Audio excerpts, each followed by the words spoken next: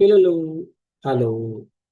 ఇవాళ మనం సరళ పదాలు అంటే మనం తెలుగులో అక్షరమాల అన్నీ ఉంటాయి కదా. నేను హల్లు అచ్చులు అవన్నీ మాట్లాడదలుచుకున్నాను. బట్ ఆ, మనం చక్కగా జాగ్రత్తగా ఎలా మాట్లాడగలగాలి అనేది చూస్తే, ఇప్పుడు నేను చూడండి, నేను ఒకటి చిన్న కా కా అక్షరం అంటే దీనికి ఎలా రాశారు? కా రాసి దానికి తలకట్టు పెడితే దీన్ని తీసుకొని దీన్ని పెడితే కాయ కదా.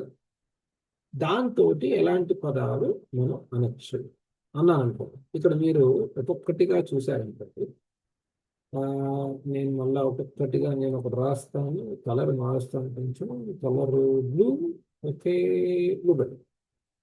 సో నెంబర్ వన్ కా లా, చూడండి, కా లా. అలాగే కా తర్వాత డా. సో దీన్ని ఏమంటాం మనం?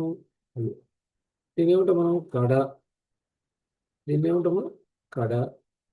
ఇదేంటి రా అంటే క రా. మరి దీన్ని ఏమంటాం? కథ. చూడండి, ఇలా చదువుతాం. దీన్ని ఏమంటాం? క్ష. సో క్ష. మరి దీన్ని ఏమంటాం? కన. అంటే కన అనేది వాడతామా అంటే నేను కనను అంటే కన్ చూశాను అని కూడా అనొచ్చు. అంటే గజ్జి భాగం పద్య భాగంలో ఇలాంటివి వాడుతూ ఉంటాయి. ఇది ఒక చిన్న ప్రయత్నం మనం చేస్తున్నాం. ఈ ప్రయత్నంలో భాగంగా మనం ఏం నేర్చుకుందాం అంటే ఒక అక్షరాన్ని ఏ విధంగా మనం పలకాలి అనేది తెలుసుకుంటే, ఇవాళ మనం ఏం చేసాం? దా. ఓకే, ఇది కా.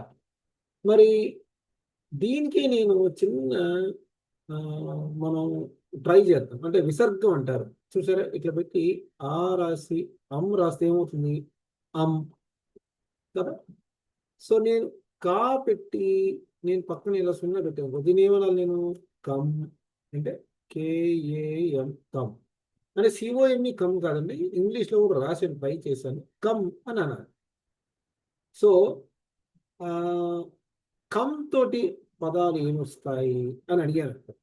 సో మీరు ఇందులో నుంచి ఎలాగ చేయొచ్చా అంటే, నేను ఒక్క పదం ఆలోచిస్తున్నాను.